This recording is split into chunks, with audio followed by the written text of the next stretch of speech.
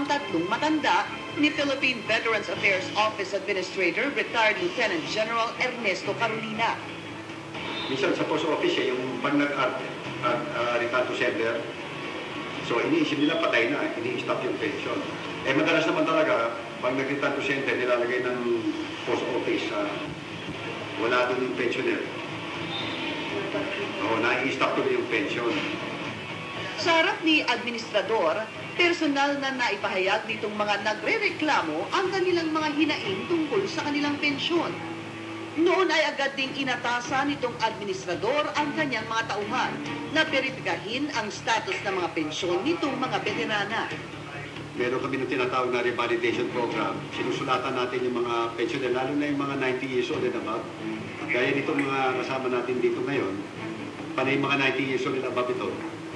Pagka sinulatan sila, merong simple na pensioners update form na pipila pa nila, and then i-mail nila sa amin para malaman namin na buhay pa sila. Yung pensionado natin na kasama natin ngayon, pinerify namin sa record na stop payment sila dahil yung kanilang revalidation letter for some reason hindi nakarating sa kanila. And binerify namin sa record na RTS, return to sender. So ang procedure doon, pag na-return to sender, ang experience namin, malamang patay na. So ini-stop payment namin para maprotektuhan yung interest ng government. Ngunit dahil nakita nilang buhay naman ng mga pensioner, ay agad na umaksyon si Administrator Carolina na inagay na sa active payment ang mga matatandang aming kasama. Mag-umpisa na ulit yung pension nila sa buwan ng Oktubre. October 20, o pagpunta nila doon sa bangko nila, nandun na yung pension niya, kasama yung ilang buwan na na-stop yung payment. Bukod pa sa makukuhang mga benepisyo, bilang tulong na rin ng PBAW sa mga matatandang ipinaayudahan namin sa kanila, binigyan pa nila ang mga lola ng wheelchair na magagamit para hindi mahirapan sa kanilang paglalakad. Maraming salamat sa inyong mga tagtagang PBAW at malaking katulungan din po bibigay sa amin ang aming pensyon. Salamat po sa Panginoon at inyong maaasahan po.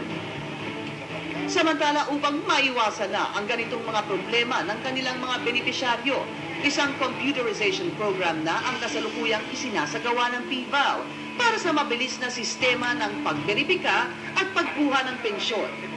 Mga iba naman na naapektuhan itong programa nito na stop payment, huwag kayong mag-alala dahil binibilisan na namin ang pag-restore. Ang kailangan ng po kagad ay makipag-ugnayan kayo at makapag-submit kagad ng prueba na kayo ay buhay.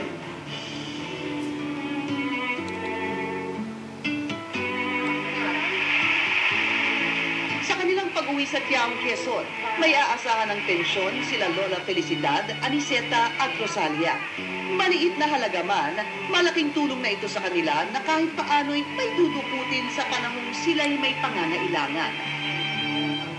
Saludo kami sa maagap na pagtugon ng PBAW.